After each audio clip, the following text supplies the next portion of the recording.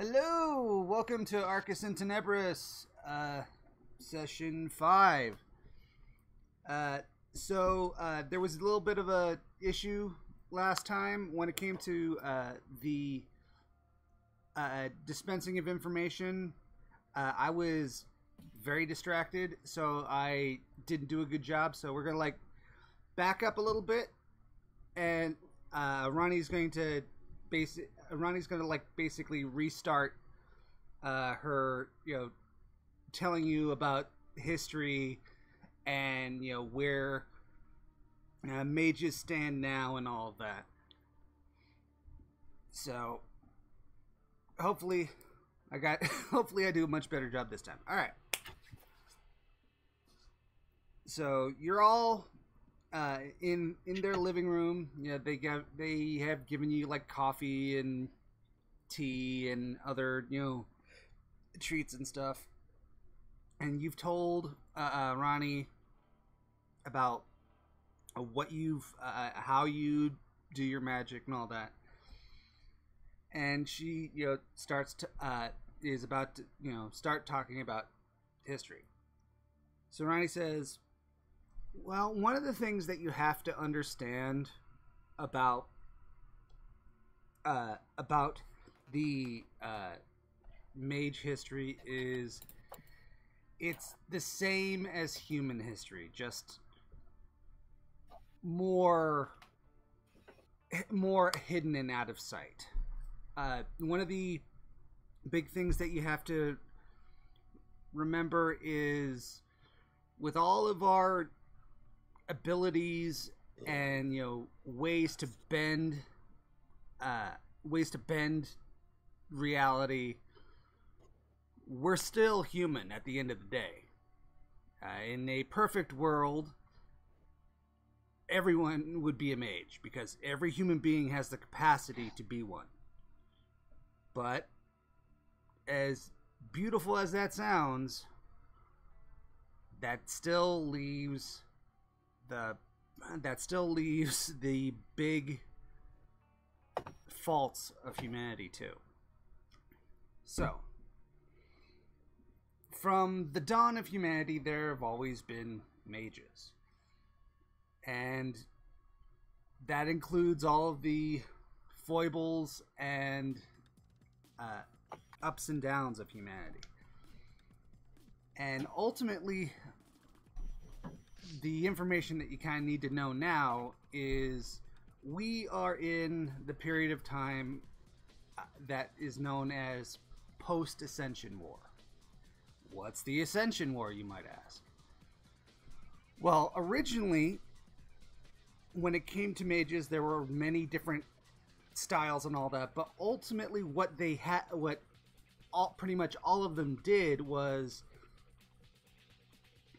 like most humans in power, they wanted to stay in power and ensure that their strength remained unchallenged. And that was how it was for a very long time.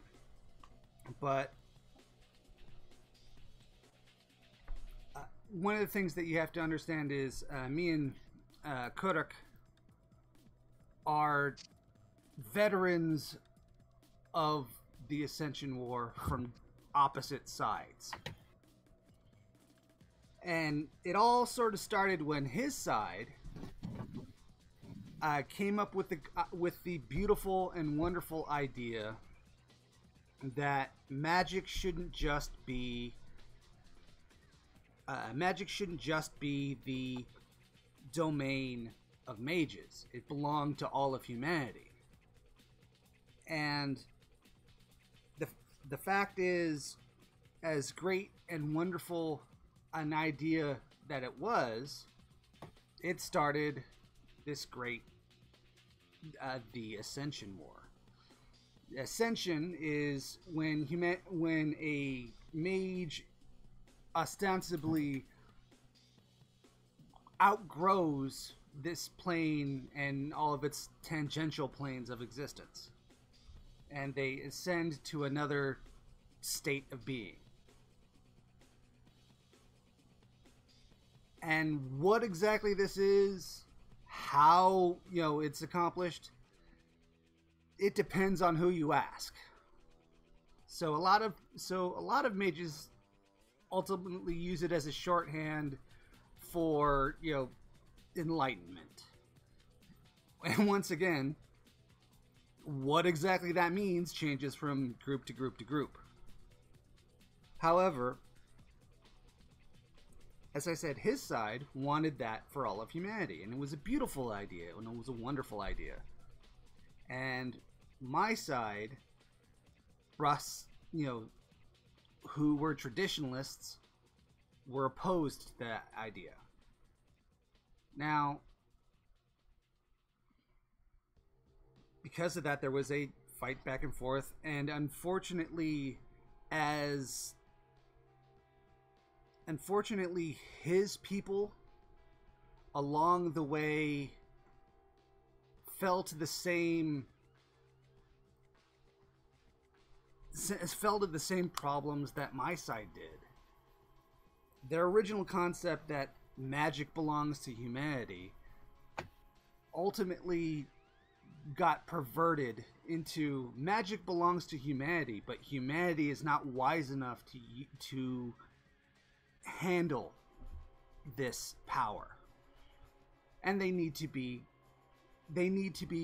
guided by a force of enlightened individuals who know what they're doing, which ultimately brought everybody back to the concept of there's, you know, a father knows best, which is basically what my side, you know, the traditions as we were named, you know, ended up trying to say. And as time progressed, technology, science, and all these, you know, advances in humanity were brought forth by his side, the technocracy, as it became known. And through them, humanity did advance.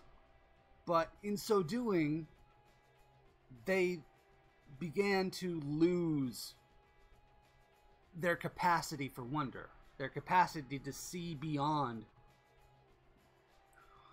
what was in front of them. And as such, we fought back and forth. Millions of people died, tons of suffering,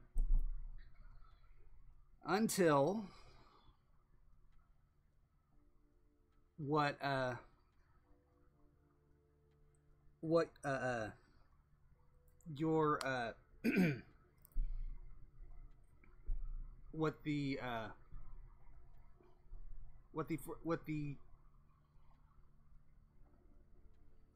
Lycans refer to as the Great Tragedy occurred.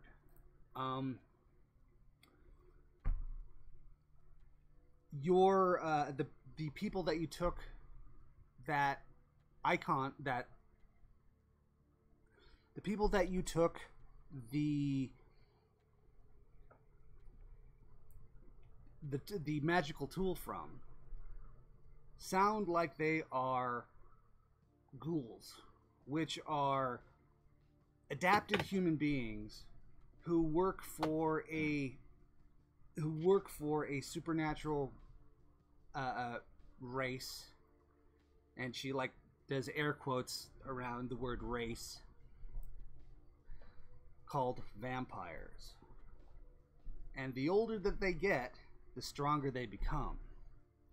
And the older their generation is, that magnifies their power even more so. Well, in the summer of 1999, one of their great elders woke up. And because of their great power, they ended up bending humanity, bending reality. It was sort of if you can imagine a mad god walking on Earth and reality changing around them, it was like that. Their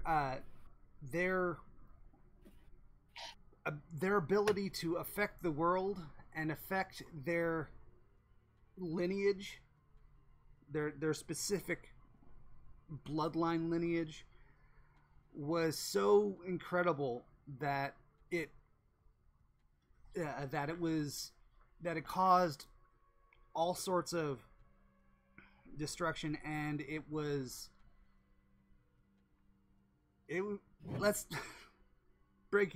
getting down to brass tacks, it was incredibly bad. And in response to that, his people, and she gestures to, Kodak, decided to drop to face 3 satellites that reflected the sun onto him. Well, his people, created a monsoon that created cloud cover that would prevent the sunlight. And when that happened, they dropped not 1, but 2 prime altered nuclear weapons on it. And that still didn't kill it. However, it did kill its entourage that were making this, typhoon around it. And it killed them. And when they died, they're working to create the monsoon went away, and it cleared the skies, and this vampire was killed by the sunlight. That's one of their weaknesses. The problem... Sunlight still works. Good to know. The problem was that while that was happening, in the land of the dead, one of the gods of the dead had discovered where the vampires, who are undead, they're sort of like they're sort of like zombies, except they don't decompose, and they have control of their minds. But when they die, they don't go to the afterlife as we know it, all the various iterations thereof. They went to a altered afterlife. And this particular god of the dead saw that as an affront to his domain. And while we were humanity was striking against this grand elder vampire, this god of the dead also set off its equivalent of a nuclear bomb in the land of the dead, at the site that the vampires were using to send their extra dead souls. So on both sides of the veil, where you had this enormous release of not only nuclear energy, but also prime affected energy, and it created what we refer to as the Avatar Storm. It created up until recently anyway, a unending wave of energy that would tear up anyone who crossed into the other worlds. And it absolutely continued to, wreak havoc to the denizens on that side. And it was a absolute tragedy, because destroyed so many nature spirits, so many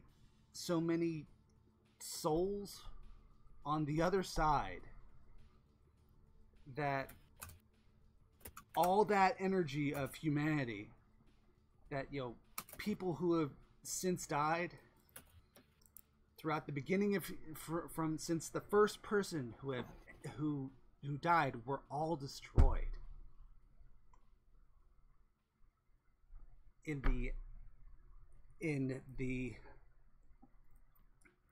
the Avatar storm. So not only did we lose access to the other worlds, which had a great deal of resources for us, but it destroyed so many natural spirits and so many human souls that were no longer in human bodies, that there was no victory. It was beyond Pyrrhic.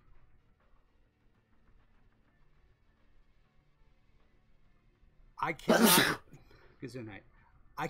express the absolute horror that we unleashed, and it is a terrible thing that we did, but there was no choice. And this Avatar storm raged for over 20 years. It was only until like about 4 years ago when it finally abated. And even being abated, there are still parts of the Avatar storm that still rage across the other worlds. And we are certain that they will eventually dissipate. Who knows how long that's going to take. But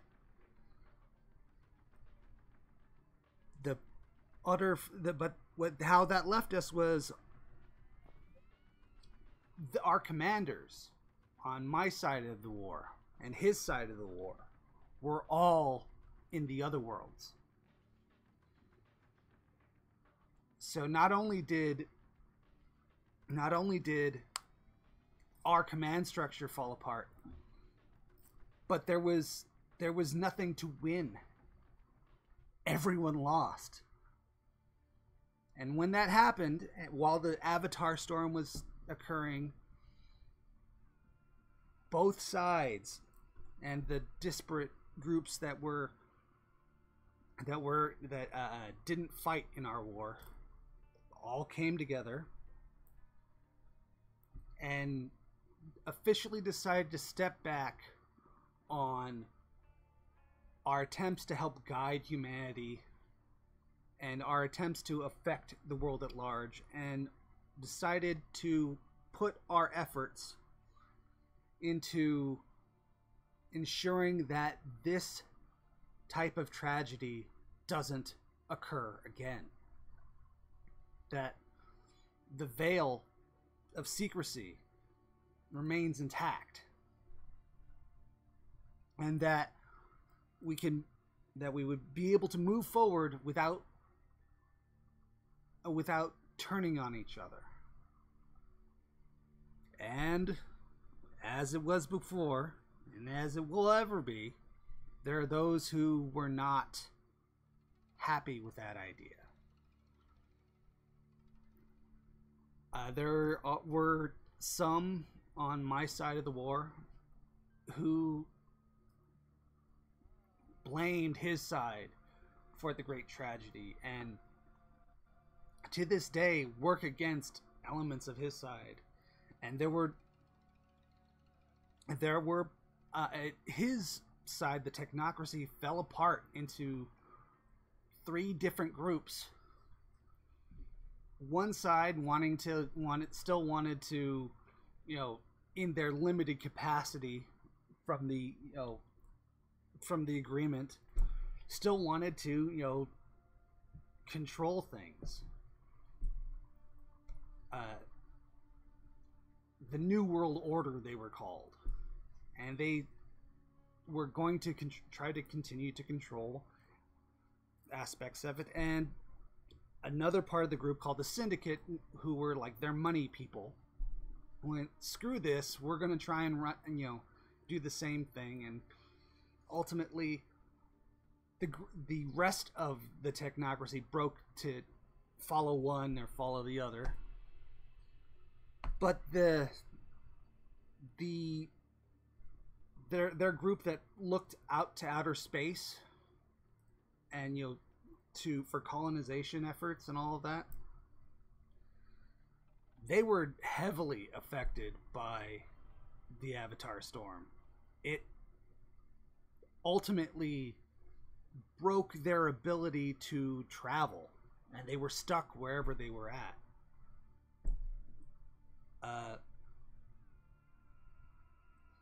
So those who were of their group who were on Earth, they divided into a subgroup of them.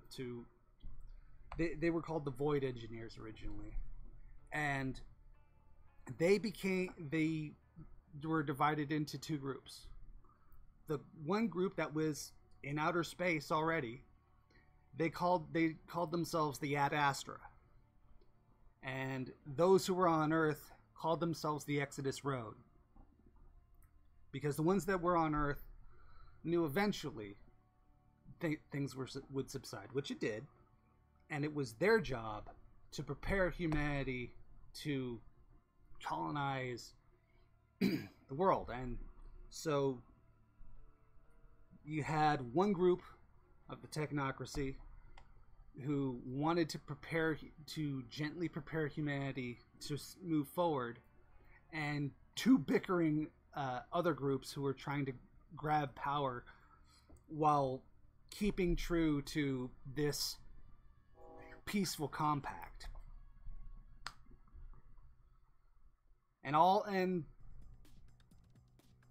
When everything was all said and done, one could argue that the technocracy won the war, but they broke down. And as far as my side is concerned, there were two groups that were heavily affiliated with the other worlds, and they looked especially bitter. They looked especially bitter on the technocracy, and although they are willing to keep the veil and maintain protections, they will fight actively against anything, any techno mages for the sins of the technocracy.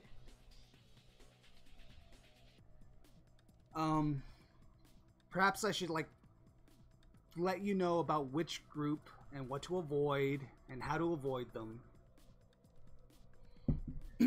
because there's a lot.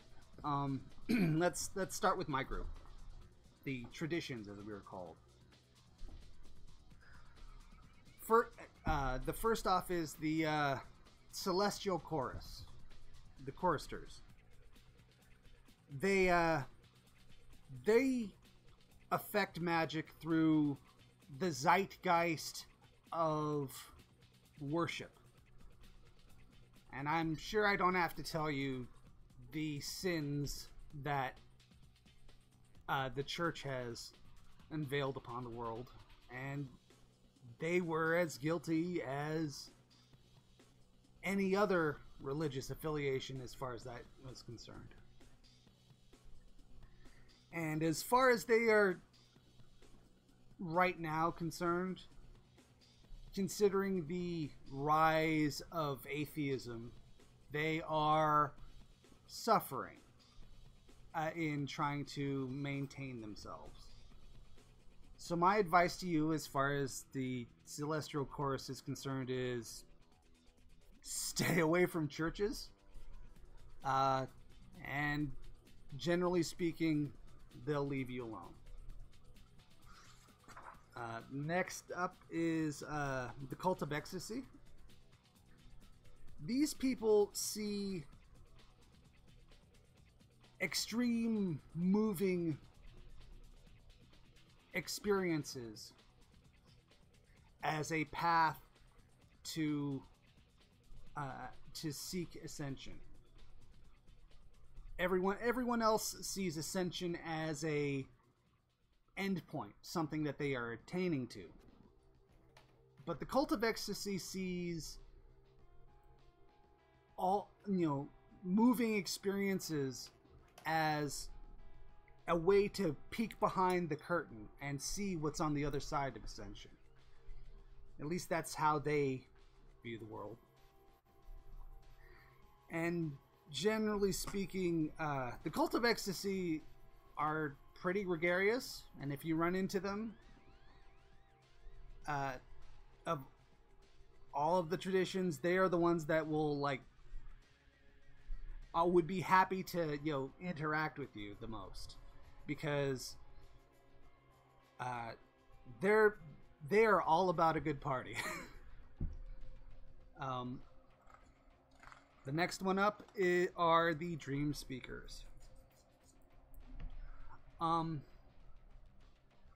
They are one of the shamanistic groups, and they were one of the groups that were extremely affected by the Avatar storm.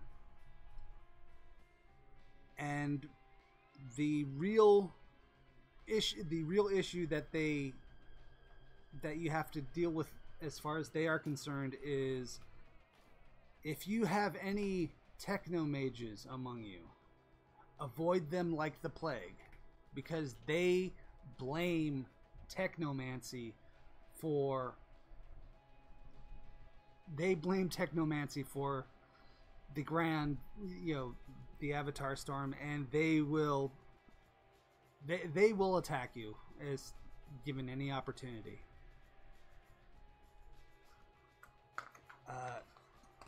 The next is the Euthanatos.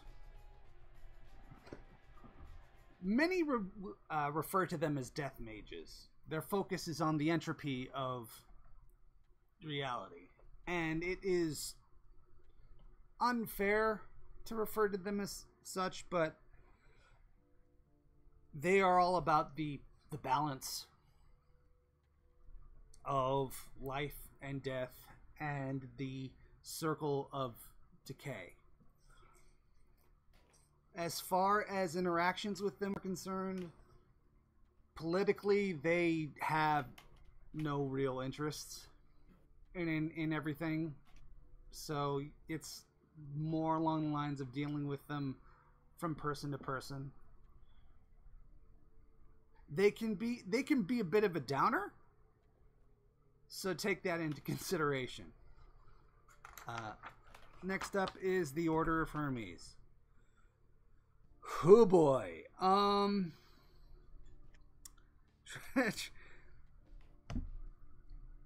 Their magic is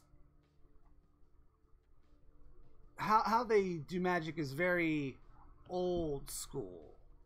When you envision old-timey wizards and Harry Potter-esque magic, that's them. The problem is they are very cliquish and secret society-like, and for the most part, if you interact with them, they want something from you. As far as individuals are concerned, they're fine. They're okay. But if I were you, I would avoid them, because they are a losing hand to anyone who is not associated with them. I would avoid them if I were you. The next is the Society of Ether. These are technocrats, technomages, that base their... They were once a part of the technocracy, but their method of magic is focused on the defunct scientific practice of the exploration of ether. Ultimately, how they affect magic is they see the energy and the potentia of the world as this substance of ether, and they channel it into their devices and all that, and that's how they affect magic. The problem with the Society of Ether is they want to be the guy. They want to be the ones that affect change. The problem is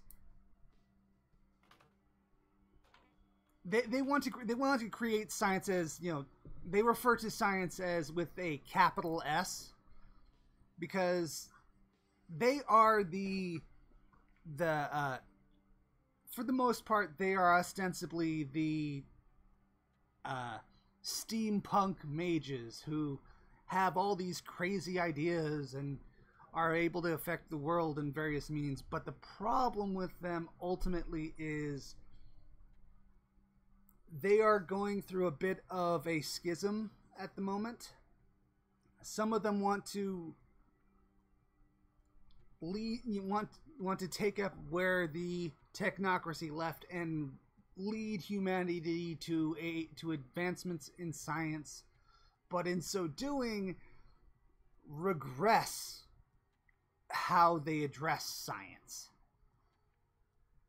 And there are some who are for that, and there are some who are against that. And if the problem is they are, amongst this schism, they are becoming more and more zealotous.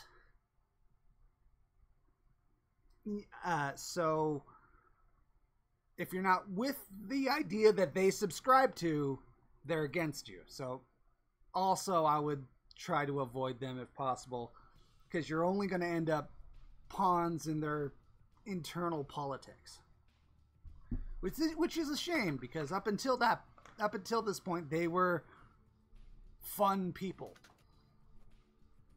Next, one moment. The next is the Verbena. They are the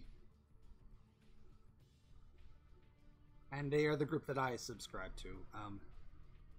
To a modern concept, we are the witchy group, the witchy nature mages of the traditions. Our focus is life and how we can affect it and cultivate it. I understand that, as one of them, I have a bias, so I'm just going to let that... I'll just pass this one by saying there are some of us that could be pretty zealotous. Filled with, that could be very zealous. So, judge from one person to another. And she kind of moves away from that topic. The next is the virtual adepts. They are the hackers of the mage world. They've been able to turn the internet into a domain of its own, a place where they can physically go. Ultimately, the problem with them is they suffer from a lot of arrogance. As such, they tend to I think it's their way or the highway, and there's no way of interacting with them if you are not willing to follow them down that road. But that's their group overall. As people, they'll you can take them or leave them. But if you are like a techno mage, you can interact with them up to a point pretty easily.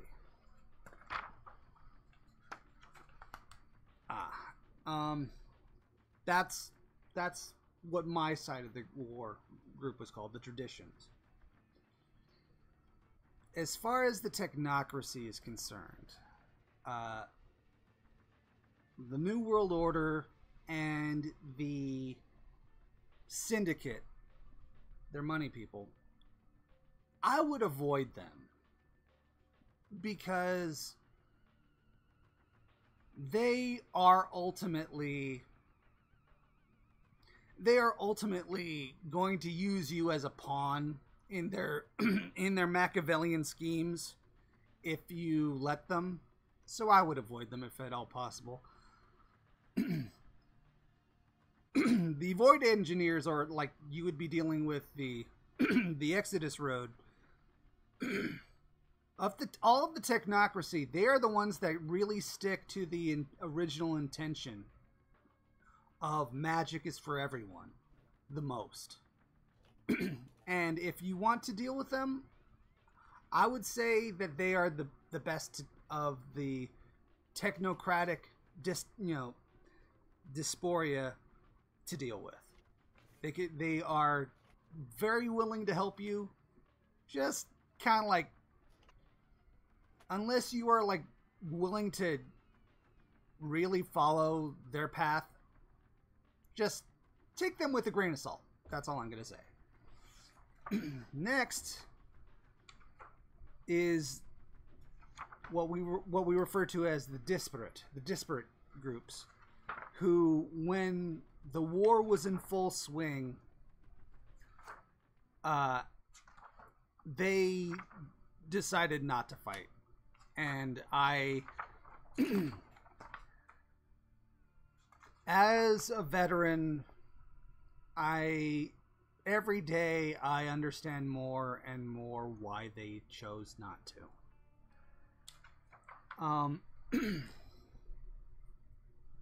First, let's talk about the most mysterious group of them, the Ali Batin.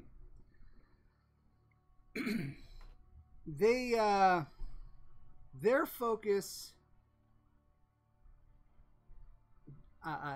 the way that they interact with magic is everything is through unity, which on the surface sounds really good, but you've got to, there's a concept of their way or the highway when it comes to affect how you do magic. However, their real focus ultimately is ensuring that the mad mages and the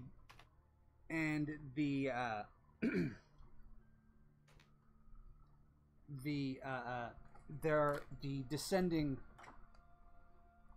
There are some mages who are unfortunately, their soul is inverted. Instead of seeking ascension, they seek to descend. And what's worse is they seek to descend the rest of humanity. And the problem with that is it makes us all go to our worst base or worst base desires. And the problem is they will do everything that they can to either bring everyone down or take them out of the equation. as such, they are very, very, very dangerous. And it was Fiali Bettine who made it their duty to strike against them.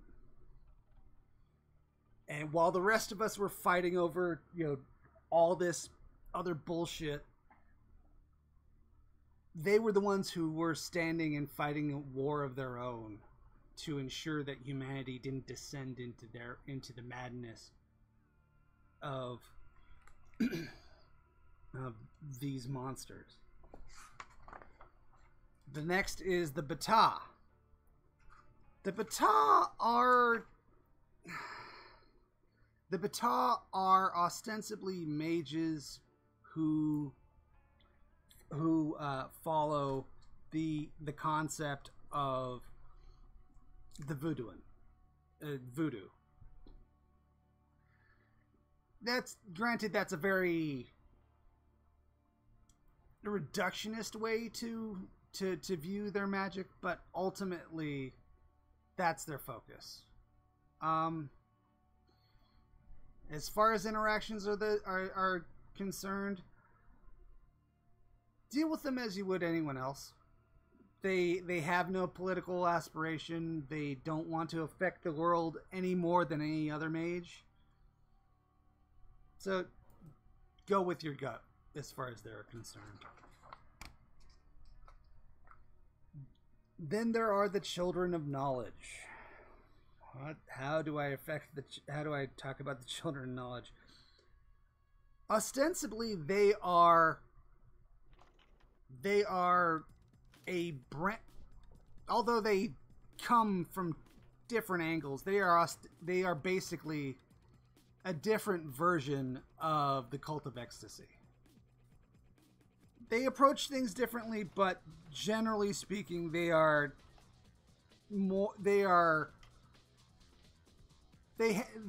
political views and how they interact with others is pretty similar. I wouldn't worry about them as a group at large, but see them as individuals and act accordingly. The next are the hollow ones, and she kind of like takes a moment to to assess this one. The hollow ones were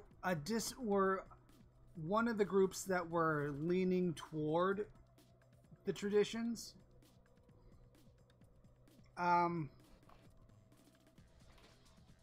There were some issues. A faction of theirs who was amongst us betrayed us. And they had the technocracy strike,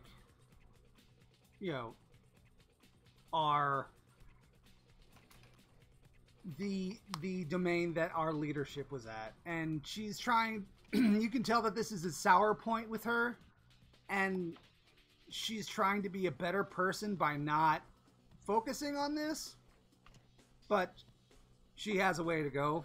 Even though the war is over and she is married to someone who was on the other side of the war, this is still something that irks her. These are basically mage goths. You either vibe with them or you don't. They have no interest in political machinations. Deal with them as you will. And she's like she tries to move on as much as possible. Next are the Copole. 1 second.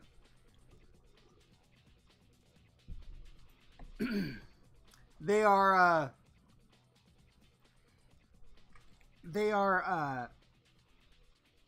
basically islander mages of who from various groups of that are traditionally islanders. The problem with them is they are they are kind of elitist, and they don't want it to interact with anyone else. But they'll defend their territory very violently. So I would suggest trying to avoid them. The next are the Nagoma.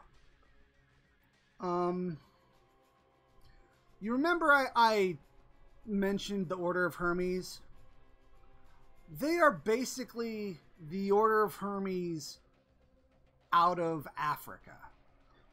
But they're like the better version of the Order of Hermes. They're a lot more welcoming. They are a lot more... They're a lot less classist. And if you like the idea of old-timey, modern interpretations of wizards, and you don't want the classism, go with the Nagoma.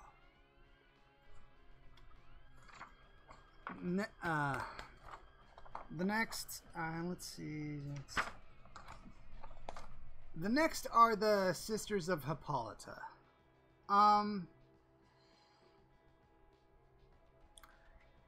The point of mages, our very essence, is to affect change. And the Sisters of Hippolyta, for good and for ill, tend to draw in hyperactive activists, and they're both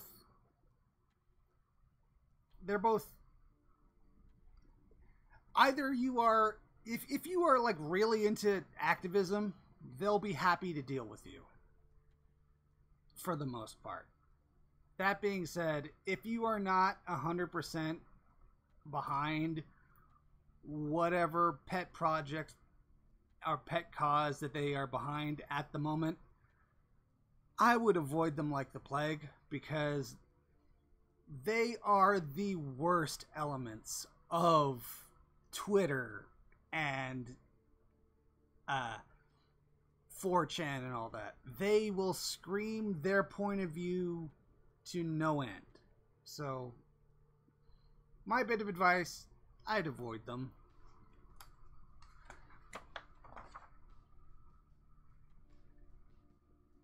The next are the Taftani. The Taftani are all about... They're all about the poetry of reality. They seek to find, enlightenment through poetry and patterns. Politically, they are a non-entity. They have no interest in affecting others outside of what individuals do. The next is the Templar Knights.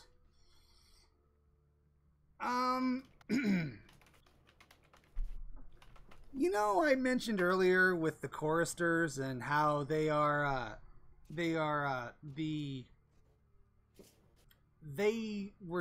did just as much bad things as the church did. Well, the Templar Knights are basically that, cranked up to 11. They are zealots through and through. And, unless you follow their path 100%, I would very much avoid them. They're not nice guys.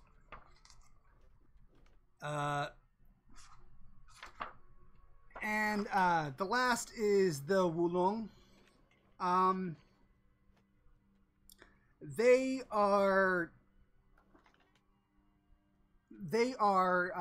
a Asian faction the uh, of the Mage world. Unfortunately, they are pretty elitist and racist.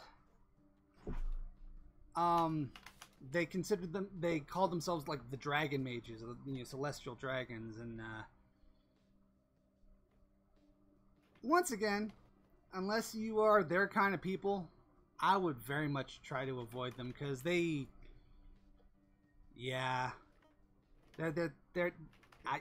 avoid them. And those are the major groups that you'll most likely run into among us.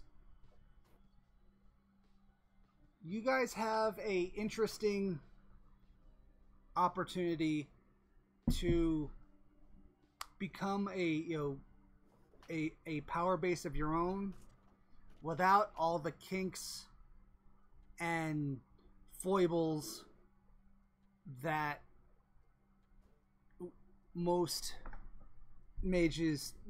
groups tend to interact with. I'd like to help you outside of this. I think you guys have a chance to affect the world in a positive way without suffering from the downfall that the rest of us tend to do. I'd like to give you something. And she, from the bookshelf, she takes 2 books out. And with this, Kodak gets upset. They kind of have like a argument of like, what are you doing? How can you, this is not nothing that you're giving them. This is a big deal. And basically they squabble back and forth, and you guys are like, okay, I'm going to try and like be quiet and pretend I'm not here. But ultimately they settle with the concept that these are better in your hands than they are with them. And in the previous session I talked about, one is a primer which helps people become awakened, and the other is something that helps you skip seekings up to Arete 6. And Ronnie says, I would like you guys to take these, but it would be, you'd also do me a favor if you'd be willing to take in an associate of ours into your cabal. And she calls out, Jimmy, and this 5'8"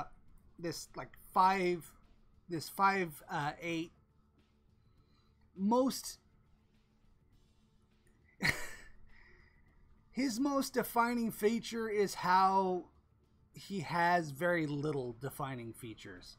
He is a 30-something white male, and that's about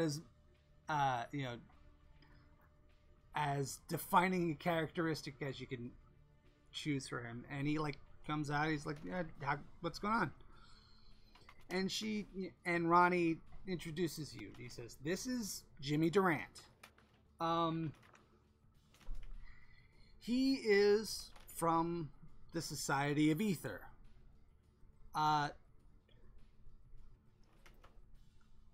However, he has had a falling out with his group, and after his teacher died, he came to stay with us.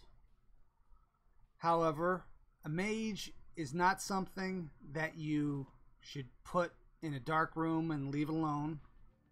So I am willing to give these 2 books to you if you are willing to let Jimmy into your cabal. I know this is something that you need to discuss amongst yourself. This is not a small ask, but what we are offering you is not a small give either. And so she kind of puts the books on the table, and Jimmy's standing there. I'm going to take this moment to do a 5-minute bio break. So we'll reconvene in 5 minutes, okay? All right. See you in 5 minutes. So, his name is Jimmy, huh? Apparently. What are the odds? We're lucky it's not Kenny. You bastard! You killed Jimmy!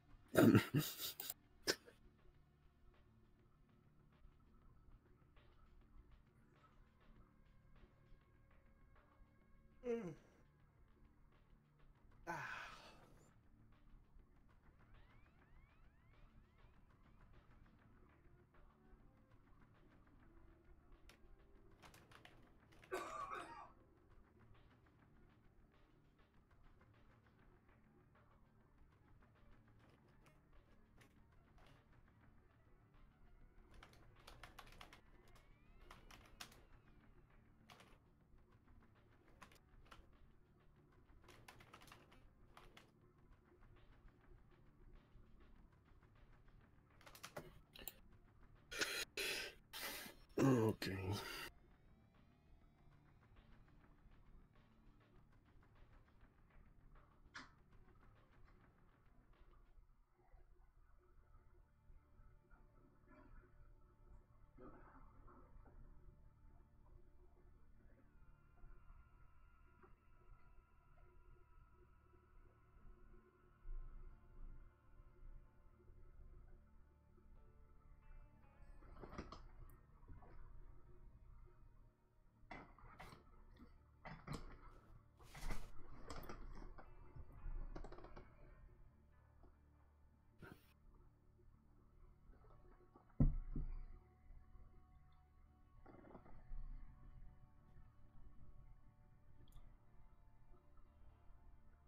I really should give him a grief about having a stein of coffee.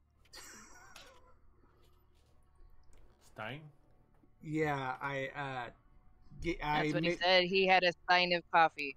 Basically what the Americans call a mass. Or a 1 liter beer mug. Yeah, I dropped a picture of it in the general chat.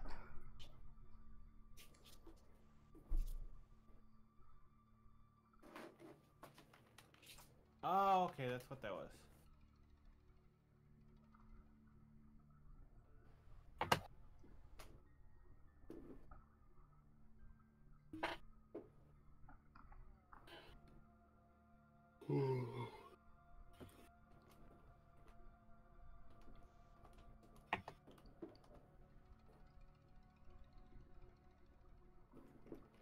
Oh, and I'm taking a look at the general chat, and we got another minute.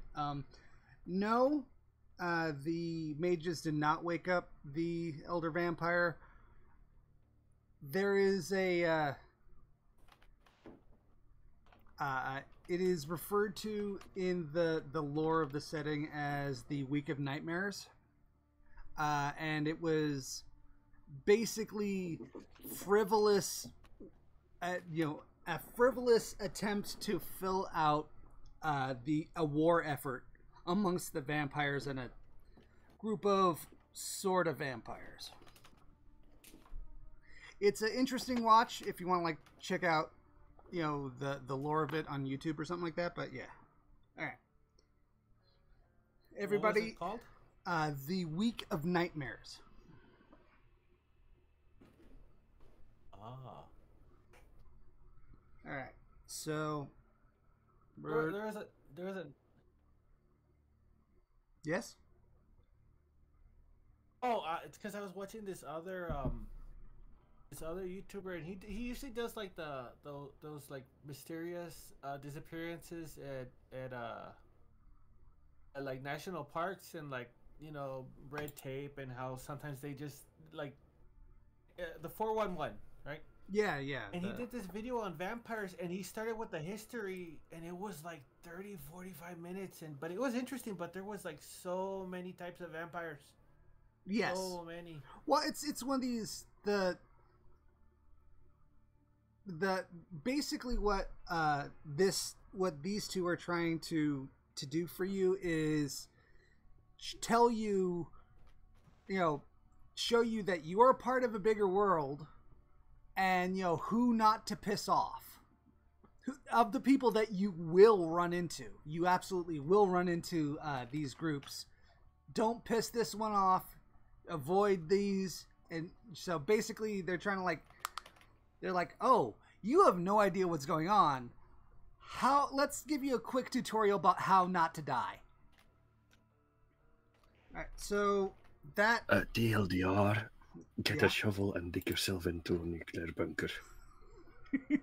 And close the door and never come back out. But so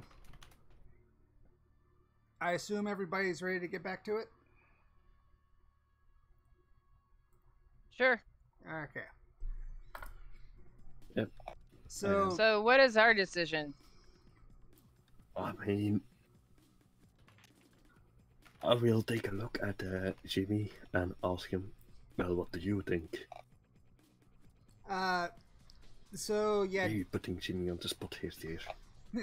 So Jimmy's, he like walks up to you and and introduces himself, and I'm Jimmy Durant. I'm sorry if this puts you in a weird position.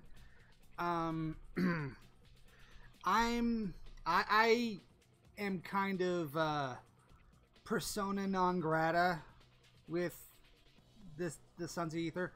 Long story. I can fill you in, later if you like. What's the nutshell? A series of unfortunate events. Firstly, I bear a striking resemblance both physically and spiritually to a mad conqueror that who actually did conquer the world at one point, Tsar Vargo. Long story with him. So a lot of people kind of thought I was the spiritual. I was a reincarnation of him, and it didn't help when my my tradition that I had joined was the tradition that he came from.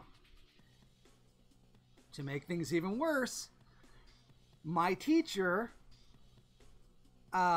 decided to make a gigantic ass of himself as far as the rest of the society was concerned, and got himself killed. So they doubled down that they didn't like me.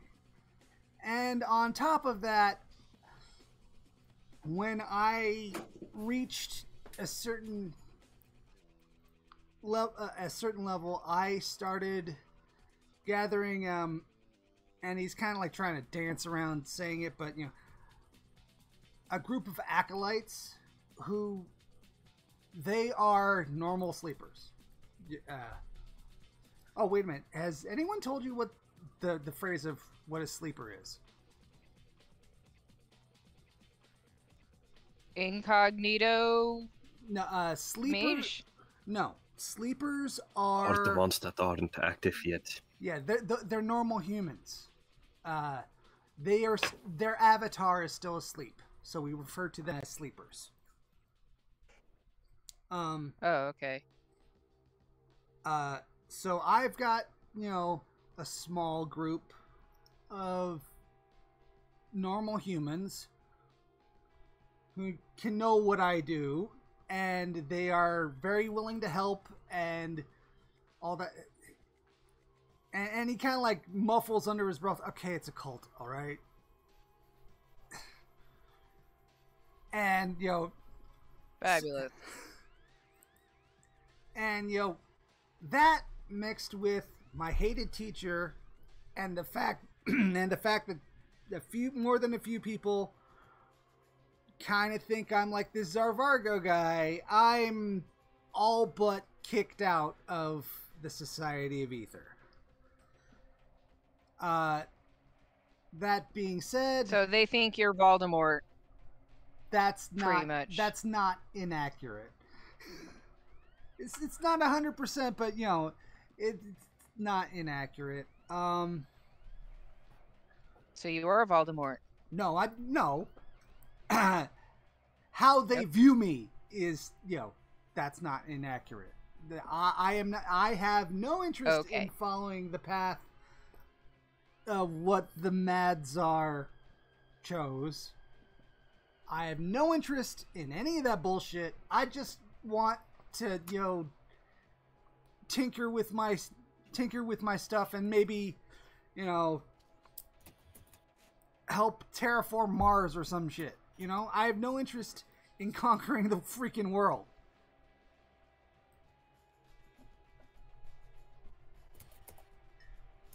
So you didn't put anyone 6 feet under that is out there hunting you? No. Or your parents? Oh, well... Okay. I'm not from here. I am from a parallel future Earth.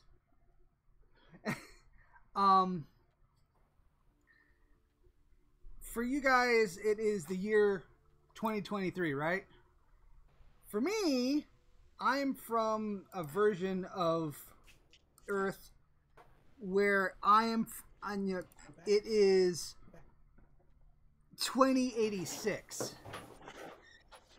So yeah, I'm a man at a time. So yeah, things are different here. And I've got all this, so yeah, people don't like me. And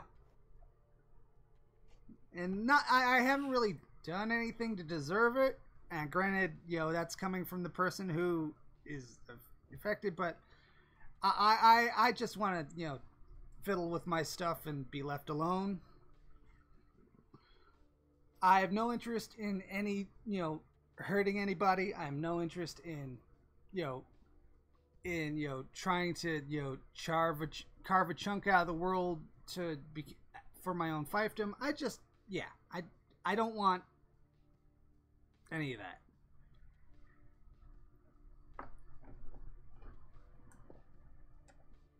So Arthur's never heard about like this spiritual appearance thing.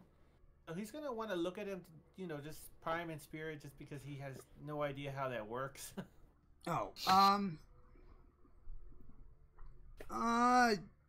Yeah, go ahead and give me a roll.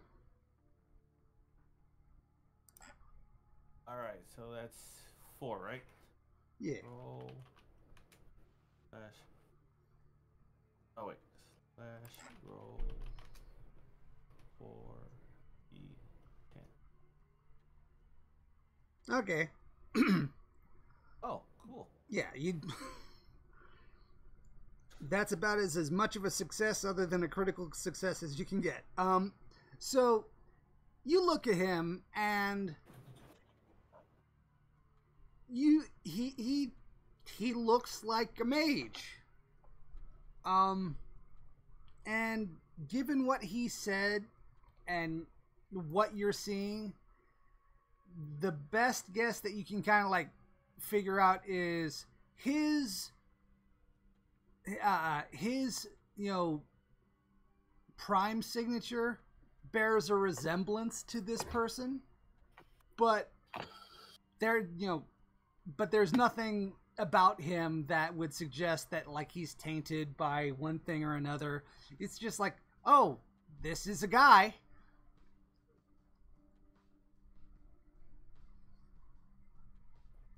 Okay, so it's kind of like, okay, that guy just kind of, the czar just kind of like comes to mind, and that's about Yeah. it. Well, no. Okay, you don't know who Tsar Vargo is. You've never seen anything of his handiwork, so it's like trying to compare someone's someone's like lineup photo to someone to someone who's talked about the perpetrator, in passing. You've got nothing to compare it to. Oh. Okay. Yeah, that's what I was curious about.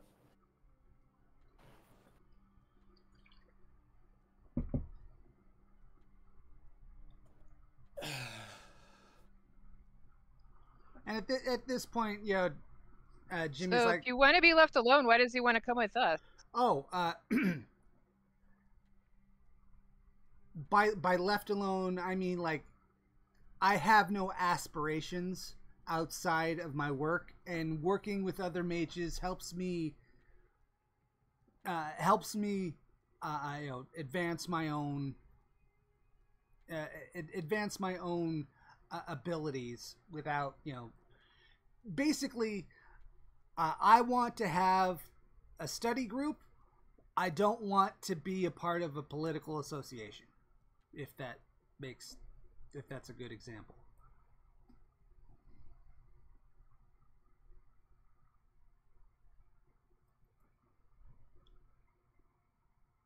I mean, it worked for me. And take a look at the other party members. Sounds good.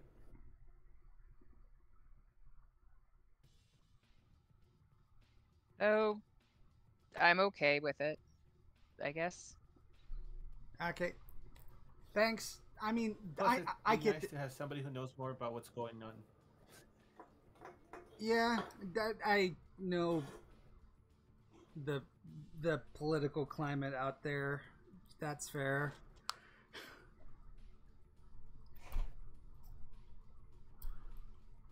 And I'm sorry, guys. I know this is an awkward situation, and all that. So I appreciate that you guys are willing to give me a shot.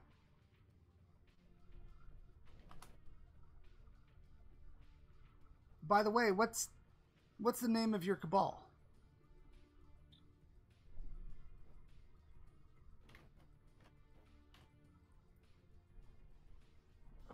Did we have Four. What? Did we have this discussion before? I asked us to. No, No. I was giggling because I was calling it the four because there was four of us, but he'll be like the fifth person, so he'll always be reminded that he's not one of the originals. Oh.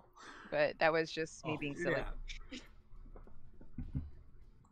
Yeah. But you guys, have never come up with a name for yourselves, because up until this point, No, we haven't. You've never really like interacted with anything else.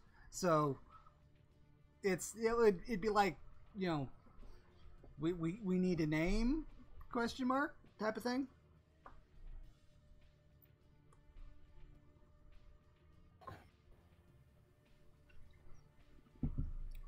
We're gonna have to think on that. All right, cool.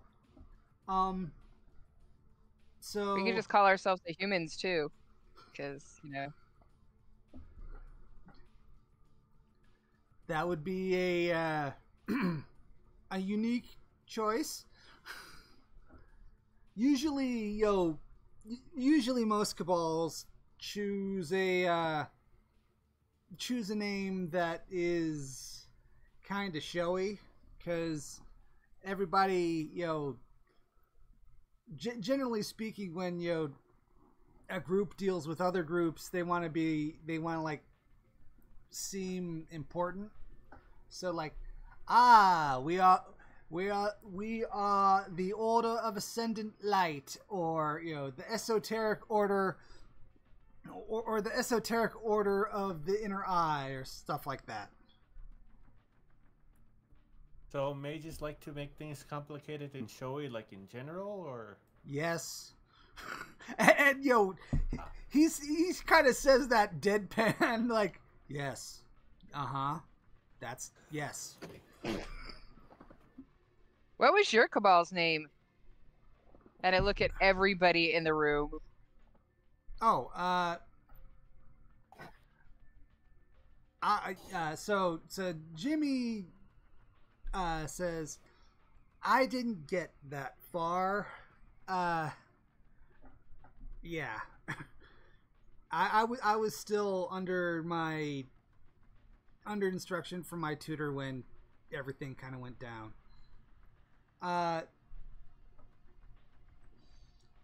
Ronnie goes, well, mine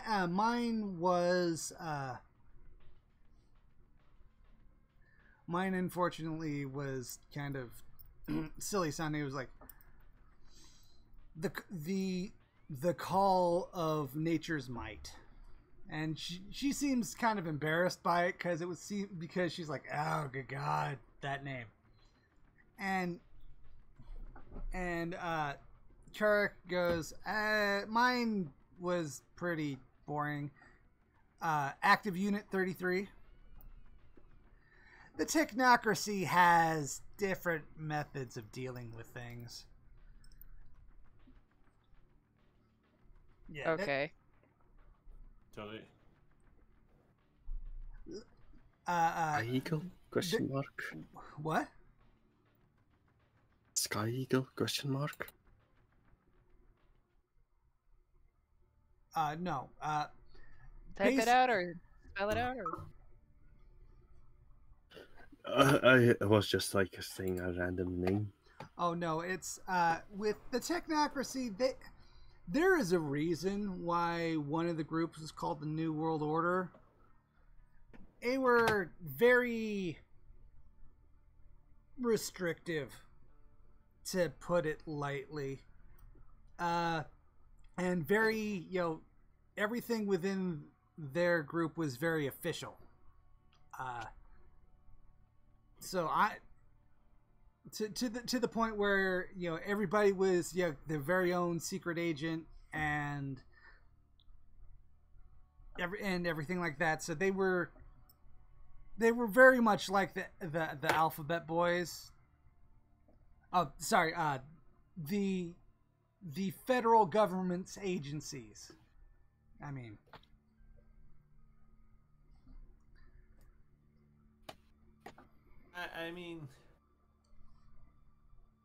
if you're gonna go big, you might as well streamline the process.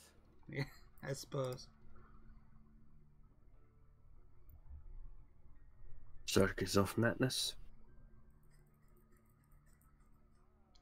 We could be a circus. Circus of Madness. Okay. Oh, just out of.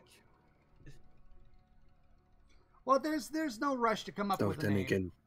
There's no rush to come up with a name. You guys have come this far without one. Take your time.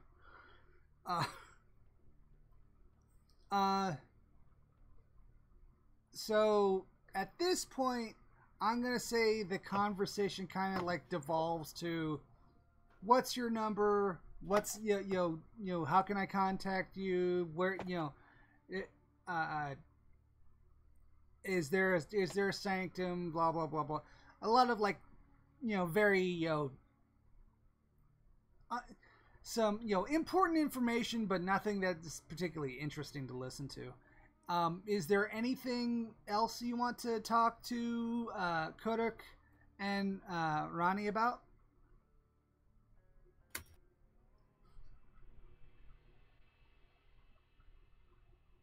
Not really. Not really. Oh wait, I can't remember your character's name at the moment, Alvaro. Weren't you gonna ask about the power source? Right. Also, the name is Enku or Fluke. So, yeah, sorry. It's been a long night. Not really. I would go over and ask, well, we did manage to find this kind of thing that needs some kind of magical power source, and I just described the thing because I wouldn't have brought it with me. Oh, so okay, so they're looking. They listen to. I'm gonna say that you're talking to Kodak about this because he was a bit more gadget focused, and he goes, "Okay, it sounds like your little toy is missing its preapt, which is basically it's primal energy battery, and he stops himself and he goes, it's prime battery. So if in order to like fix it the way that you want, you've got to build a preapt to and attach it to it. But from what you're describing, I'm going to say that because you have you are awakened and you have access to quintessence,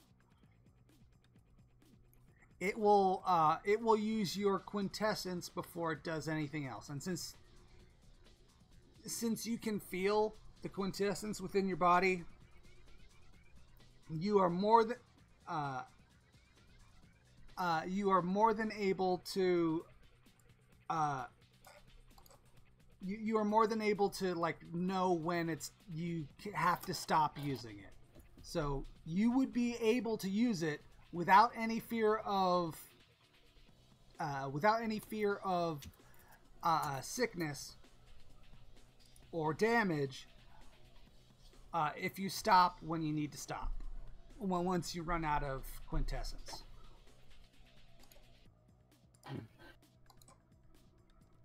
Thank you. Say, but Shank, you don't have any books on crafting these kinds of amulets and other magical items? And he thinks might have a few extra copies of.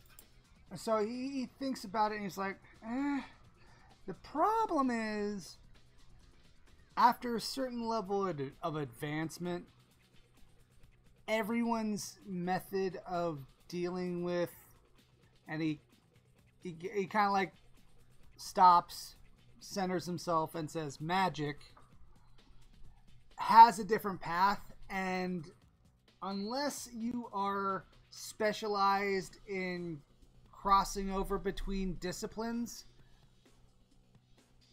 unless you're following that particular path, it's, any information that I give you is not going to be useful to you. I can tell you stuff in a broader sense. I could tell you you're probably going to need to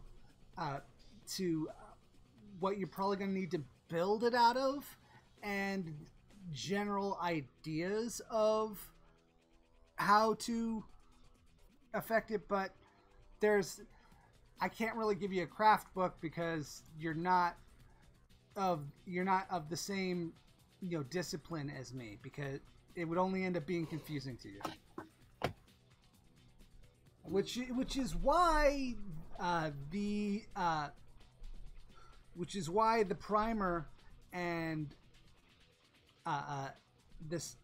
the other book that allows you to advance without seekings is so important, because that crosses disciplines without an issue. That's why it's such a big deal. But if you're looking for, he can go over with you and kind of like help you with like general idea, and you will have like a better chance of building a preapt. I'd have to look at the rules for building a preapt, but yeah, I'll say that after sitting down and talking with him, I could like drop the difficulty by 1, I think.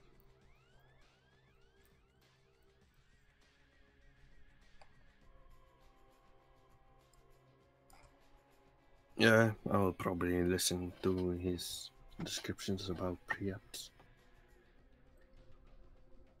Is there anything else anyone wants to ask them about?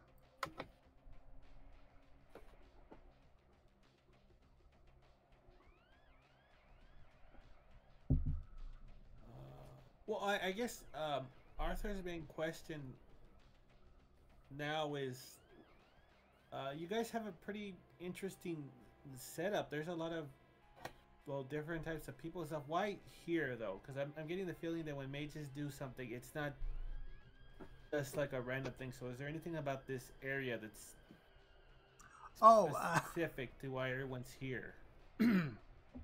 So, after he's done talking to Fluke, he says, "Well, this I'm this is where I'm originally from. I'm Apache,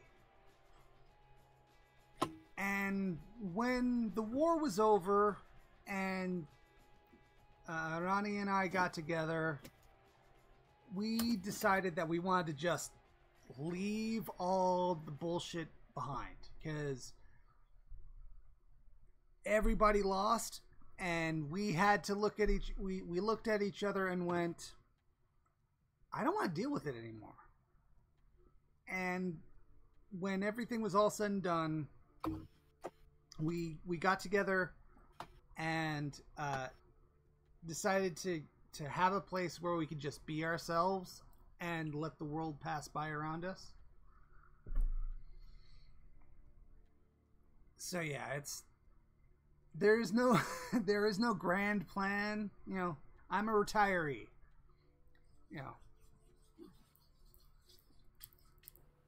And Alrighty. That's fair. I mean, it's one of these. To one degree or another, I've been where you're at, where you are in a position where you have a larger world around you and you don't know where you fit in. But now that Ronnie and I are where we are in life, we're like, I don't want to keep on fighting.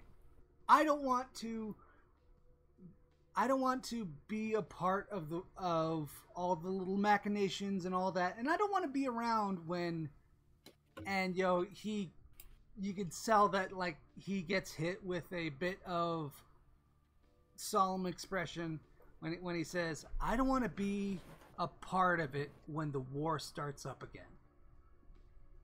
I'm done. I have seen enough terrible things. I've done enough terrible things. I cannot control how other people will act with each other, but I can control me, and I can choose not to be a part of it. And I hate to say it, but I just don't want to be a part of all the bullshit when it all falls apart again.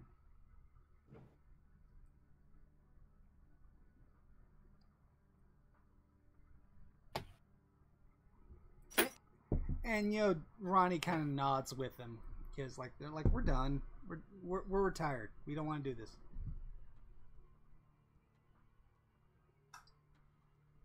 Out of character, basically, they were willing to let you guys in on stuff, but no, they don't want to be contacts for you. No, they don't want to be involved when the big bad decides to unleash their terrible might. They're done. They're backing up. They have their protections up. No one can come near them unless if they don't want to. They are basically so big and bad that they can make sure that they get left alone.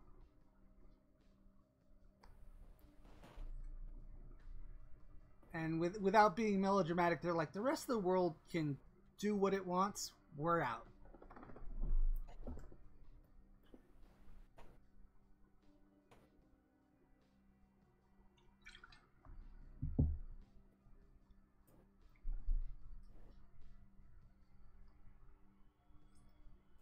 Was that a mic drop? Well, as far as they're concerned, I guess it's what. That being said, they're not trying to make you guys feel weird. They're just like, we're done. You know, we'll tell you, you know, where you are. They'll even provide you with contact information for most of the groups that the local, well, air quotes, local associations of the groups that they'll tell you about. But that being said, there are a few that aren't available locally. But they'll give you contact information and all that, but they're like, we're done. We don't want to be involved anymore. They're basically giving us a map and being like, well, good luck. Yeah. Like not a map with a destination, but just like a yeah. Yeah. Here's the climate that you are in. Here's the political climate that you are in, and the people that you're most likely going to run into.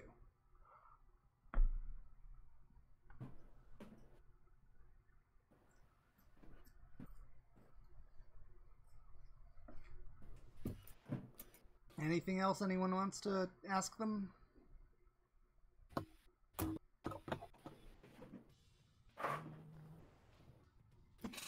I can't think of anything.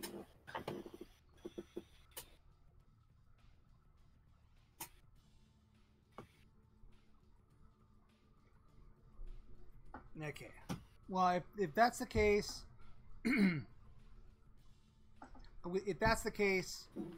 Jimmy's gonna exchange phone numbers with everybody and say that he will, you know, he'll take a couple of days to get himself set up in Las Cruces, and you know he'll contact you as soon as he can.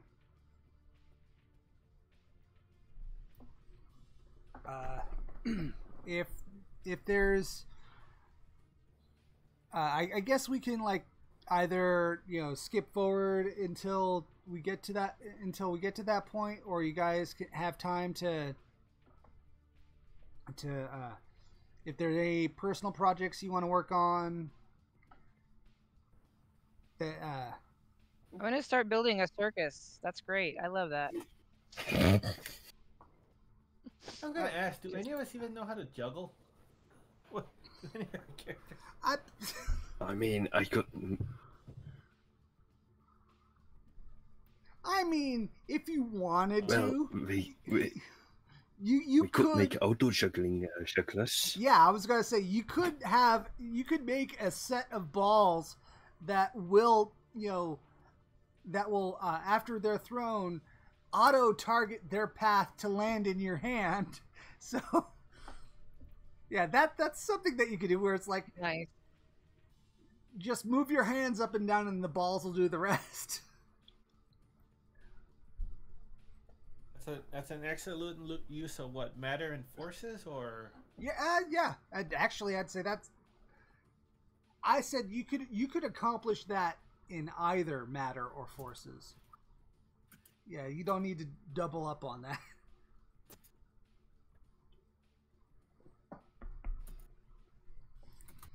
But yeah, so you're wanting to make a circus? No, I was giggling because he said something about circus. It's like, oh, I like circus. Okay. Fair enough.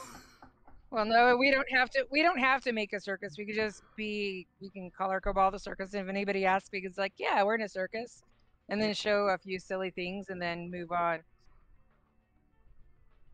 You could do, my only suggestion is like maybe, you know, if you're gonna try and officially name your cabal, you make sure that, you know, Klaus can't be here for this session, but I would talk to him, get his input, you know. Yeah, no, we will, but I was just like, I was still giggling. Fair enough.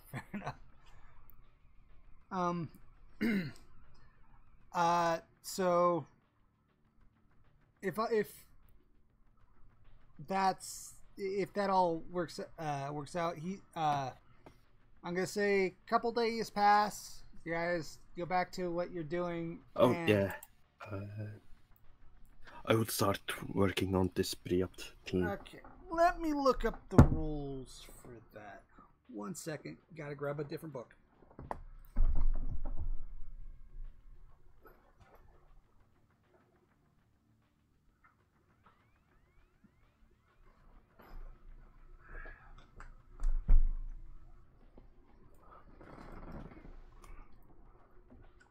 Alright, let's see.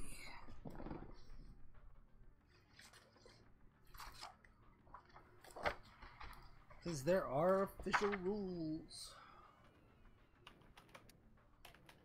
Official rules. Oh, actually, that's a good point.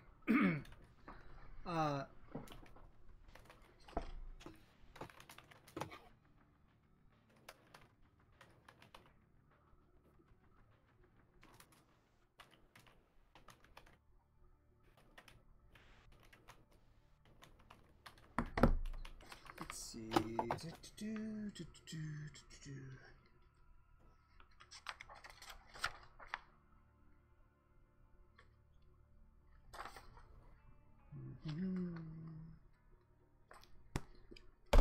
Not in that. Not in that. Maybe it's in Book of Secrets.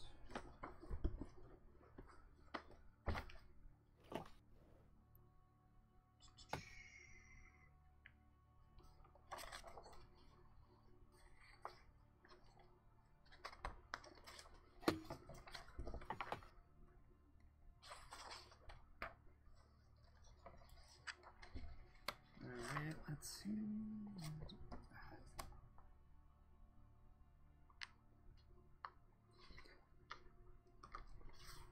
Crafting Wonders. 151.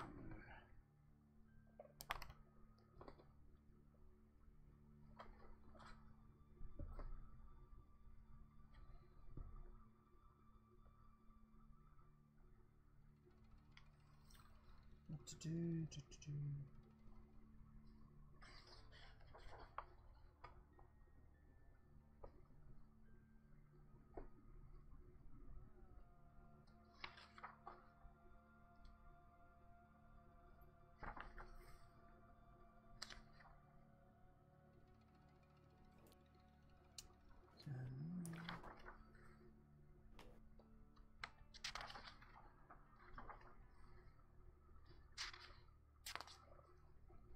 Repairing Wonders there.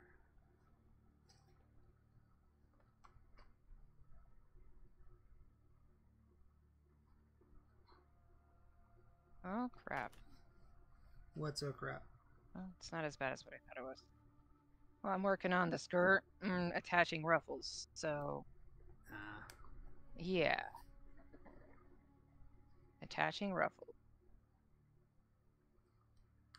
I ran out of bobbin thread is what happened. And yeah, it's like you have to carefully pin this shit on. Yeah, that's always a pain. Because you've done it several times. Well, I've done stuff. I'm having fun teasing you. Alright, let's see. Okay.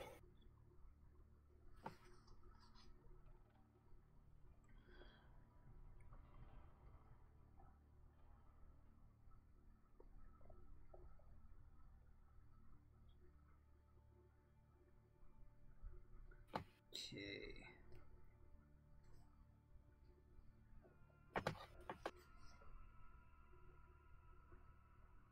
I love this thread because it's almost invisible, but I hate this thread because it's almost invisible.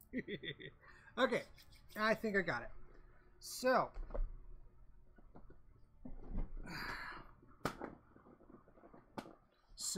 let me try and bring up your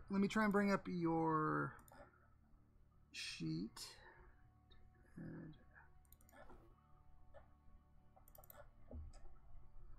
let's see. So craft.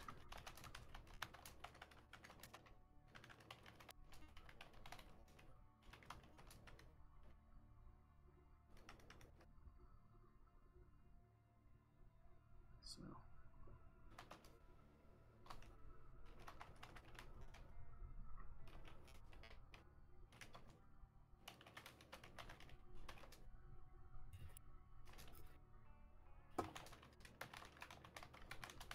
All right. I think I got it. I think. So I assume you are intending to do this at the sanctum. Otherwise, it's going to be vulgar as hell. I will do this at the sanctum. Yes. All right. Cool. So we're gonna do a crafts with your prime and your arete, which is going to be a D7.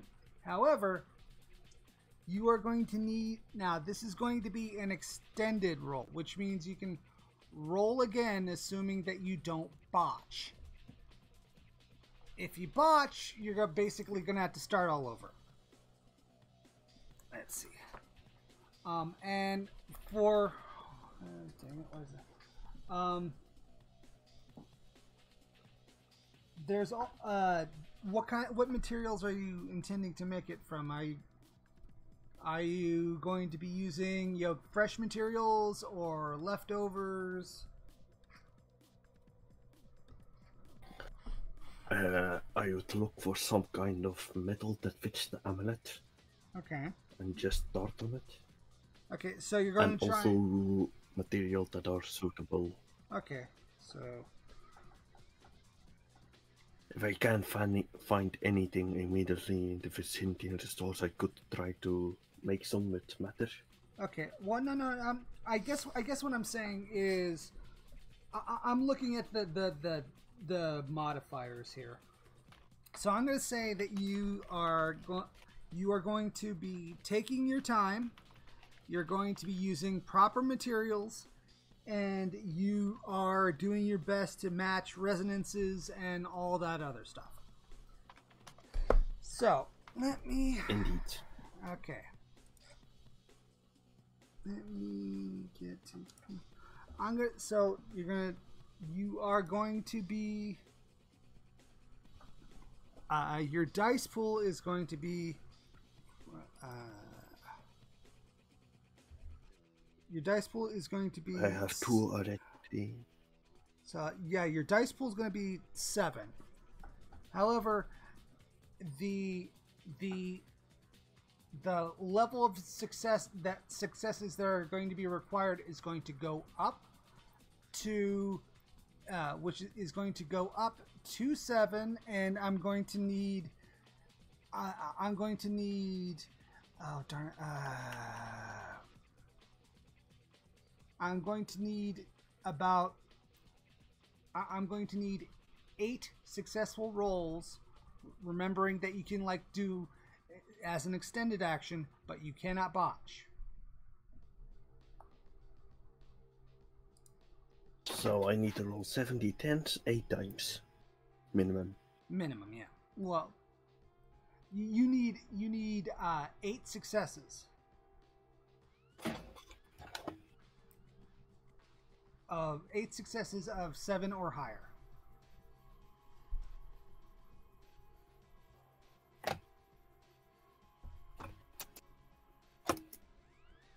First roll. If the thing wants to work, it does not. Let me see if I can.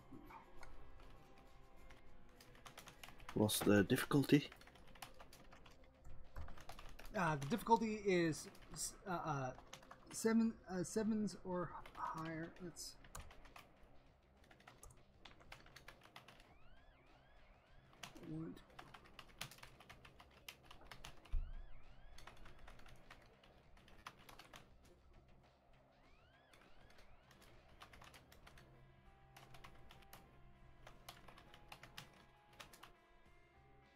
Okay. I think. I think you got it. Do you need more? I think you got it. Okay. Okay. So, I'm going to say that you got a relatively small preapt. So I'm going to say that it can store... I'm going to say that it can store 3 quintessence, and after that 3 quintessence, it will take it from the user. However, I'm going to say that an activation will require half a quintessence. So basically, you've got, of the quintessence that is in that is inside of it, you can do it 6 times before it needs to take it from another source. Now, when it comes to preapps and things that have preapps attached to them, you need to put in the quintessence or let it sit at a node for a while. It will auto refill, but it will take time.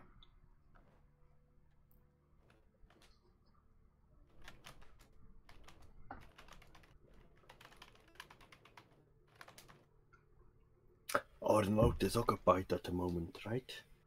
At the moment, yes. What can I do? Yeah, at the moment, it is being used, and as I said, they won't stop you from showing up if you want. They will argue against it. They would advise against it. However, even during the day? Not even. Oh yeah, it is not a night only thing. That's what makes Halloween so freaking dangerous. Is while they are active. However, in theory, if you want, they said that they made it clear that if you want access, or you want to do something with it, i.e., put it there, they will not keep you from it. So, if that's what you want to do, I guess they wouldn't. If that's what you want to do, we can do that. I could give them a ring and ask.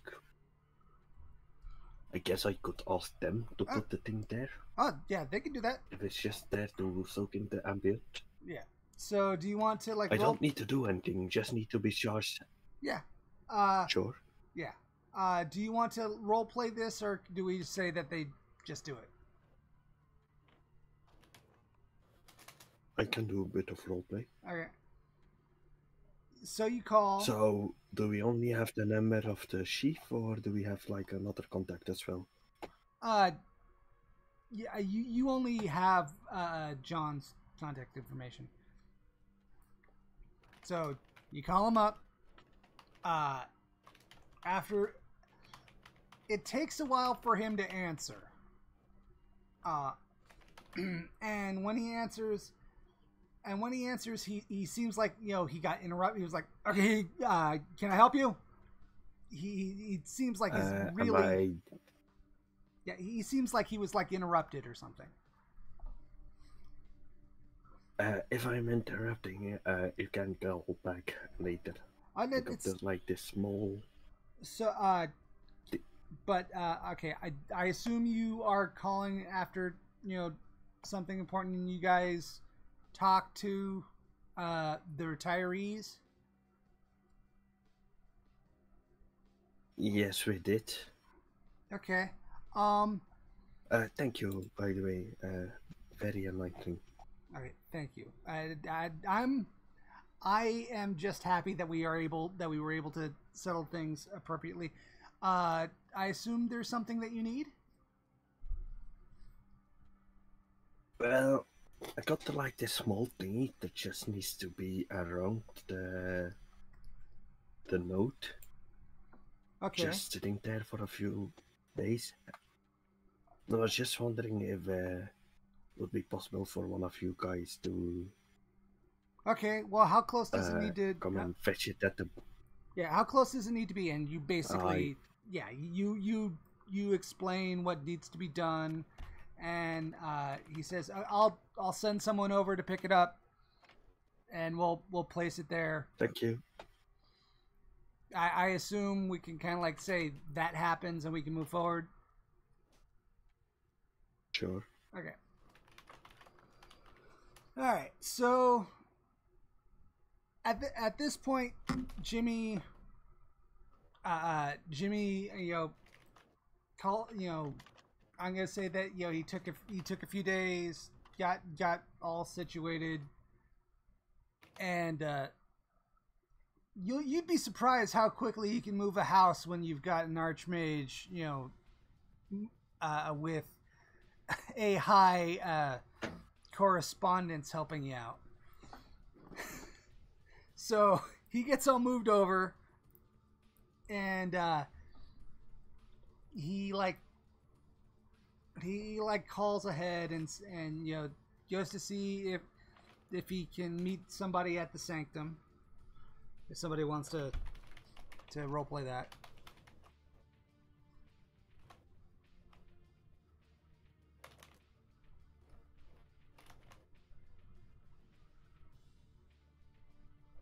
Does anyone want to, let Jimmy in? Well, yeah, we can let him in, but whose number did he get? Well, I assumed he, got everyone's number. But, I would have given him mine.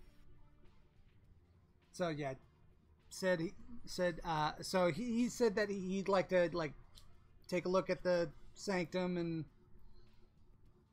all that. If, if somebody wants to meet him. Go offer. What was that? I guess Arthur will be there to let him in. All right, cool. I would also be there to. I would also be at the sanctum, assuming he shows up at the sanctum. All right, cool. So he pulls up in a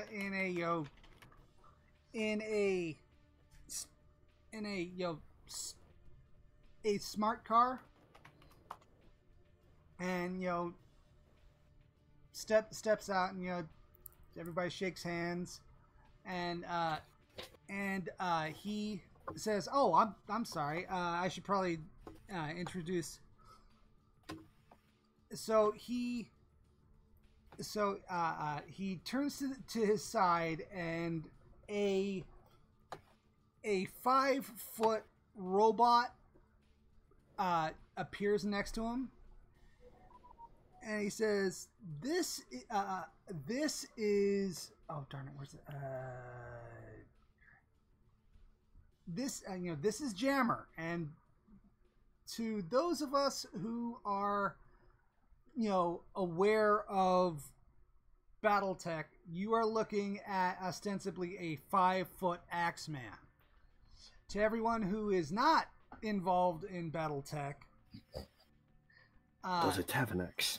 Oh yeah, it's got a retractable axe. So, to those an appreciation. So, basically, it's to everyone who doesn't know what this looks like. I will send a picture to the Discord later, but basically, imagine basically a beefier combat droid from the Star Wars from the Star Wars prequel series, except at the end of its head it's got a fan. As I said, I'll send I'll send a picture in Discord later, but yeah, that's what it looks like. And in a British accent, Jammer says, "Nice to meet you," and does a little curt bow. It says this, and Jimmy says, "This is my familiar. They'll stick with me when we're out and about."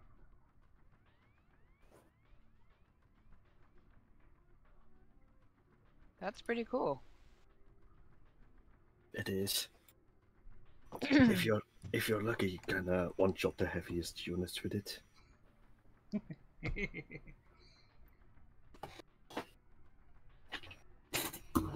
Because how much is it again? 40 tons going at fuck off speed, hitting you.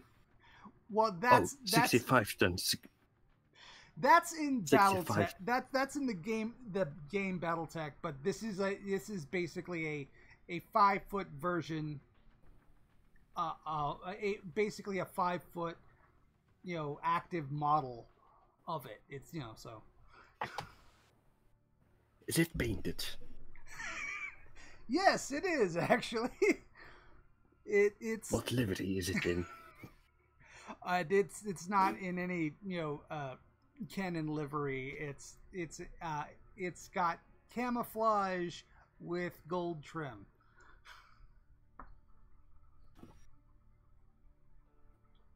Nice.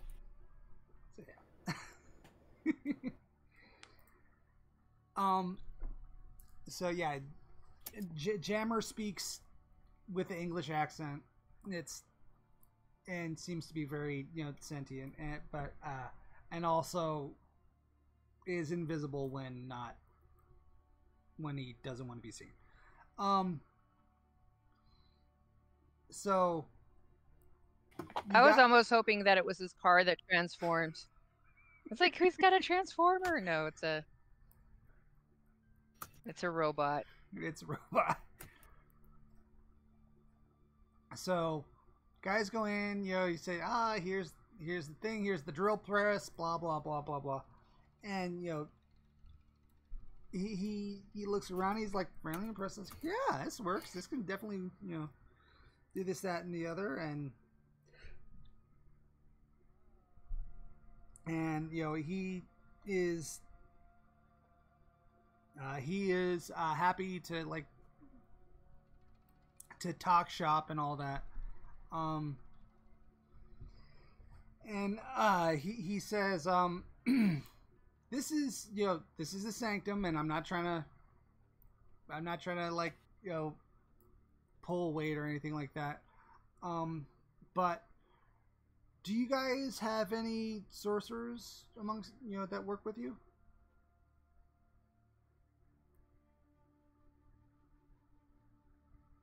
What do you want?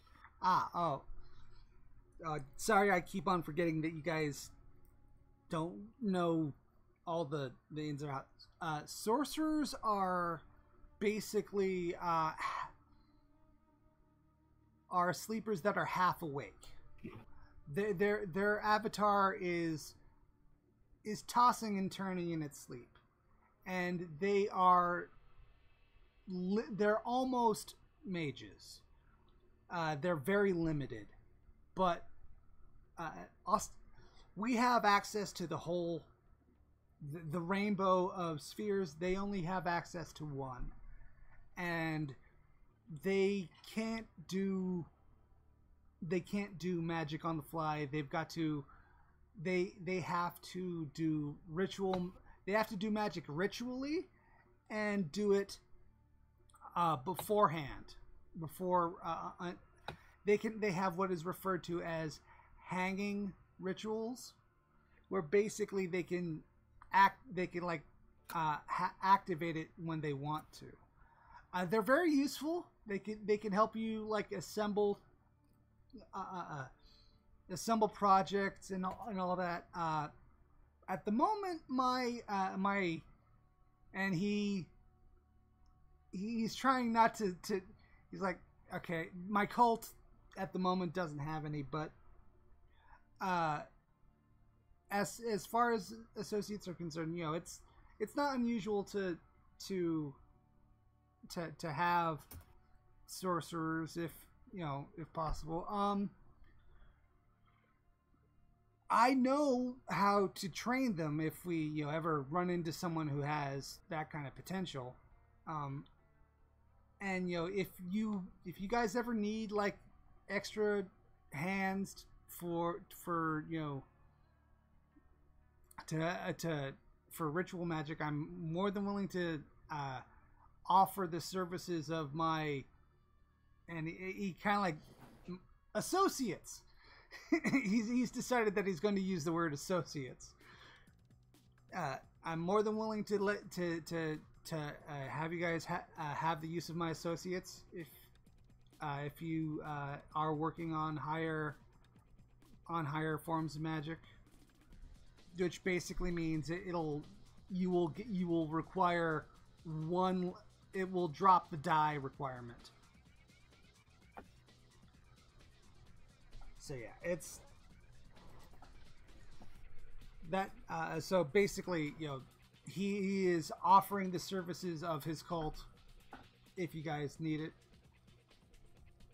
which will be able to be useful when you're working on larger forms of magic, larger, more complex forms of magic.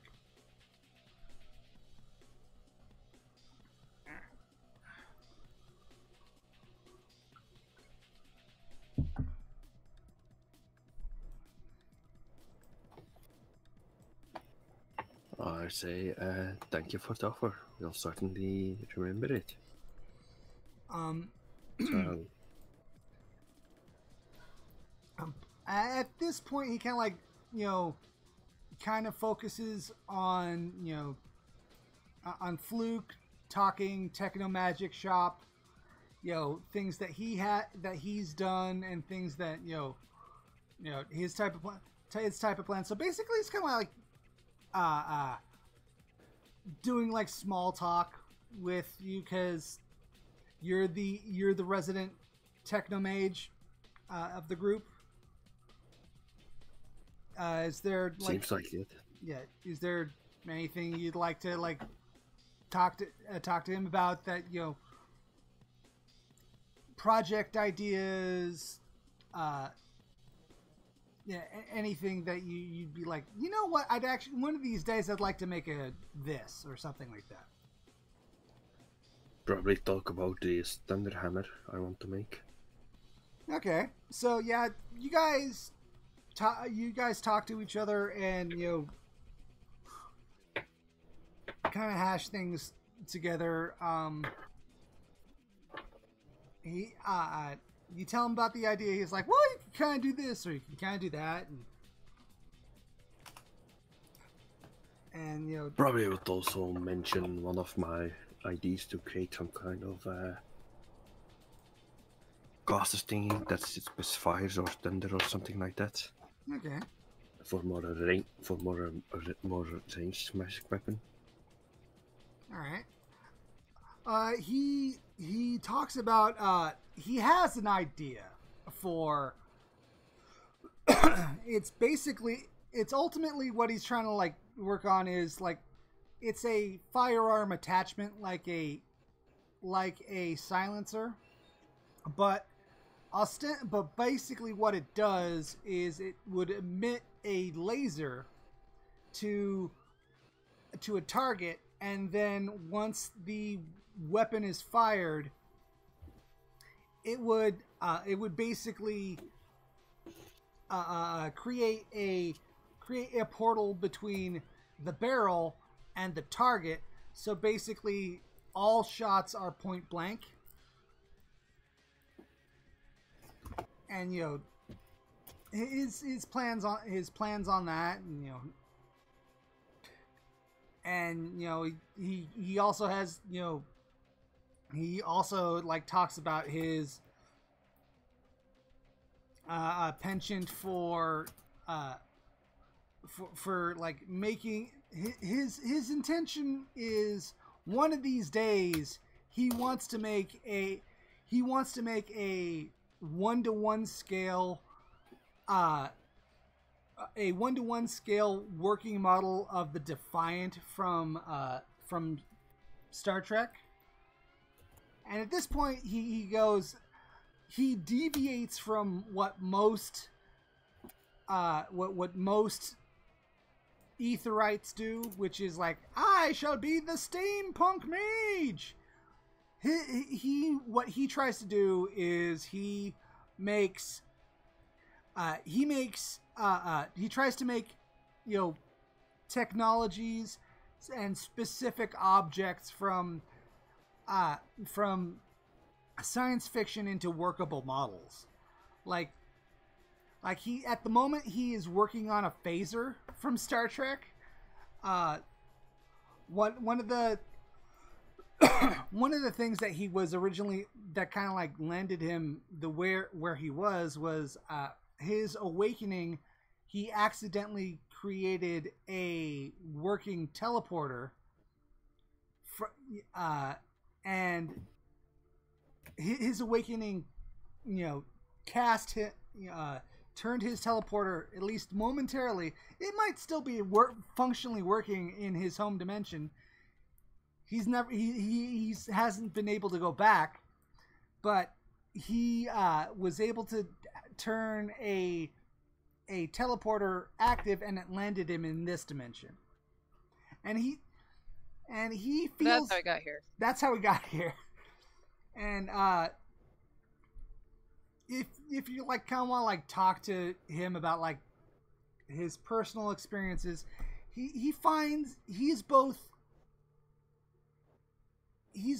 interested and sort of frustrated, because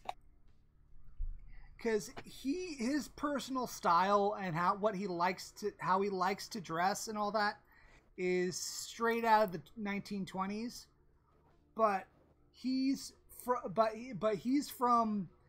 So he's walking around in full suit, or without the jacket or all that. he's got like pomade in his hair and stuff like that. The thing is, he's sort of like he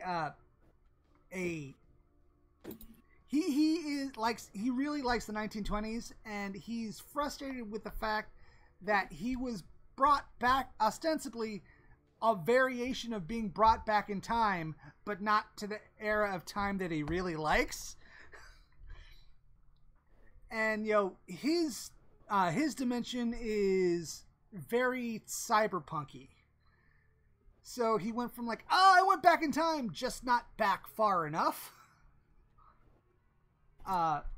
And his home dimension, to a modern mindset is really weird. It really is sort of like Cyberpunk 2077 type of thing, where it's a cyberpunk dystopia, but there is no all of the strife and anger and and political climate. It is all ideal based. There is no racism. There is no sexism. There is no religious ideology. All the strife of his world comes from political and socioeconomic ideology. So yeah, and what's more is romance and interpersonal interaction is different for the norm in this dimension. Where he's from, polyamory is the norm, so he gets kind of frustrated with the movies and all that that he constantly runs into in this dimension, where where there's love triangles and stuff like that. He's like, just everybody go out, it'll be fine. So he's constantly dealing with weird idiosyncrasies like this, where he's like, this doesn't have to be this weird, just do X, Y, or Z. And he is both, the way I kind of described his character, he's a man lost in time in both directions. So yeah, it's a, he's got an interesting social interaction.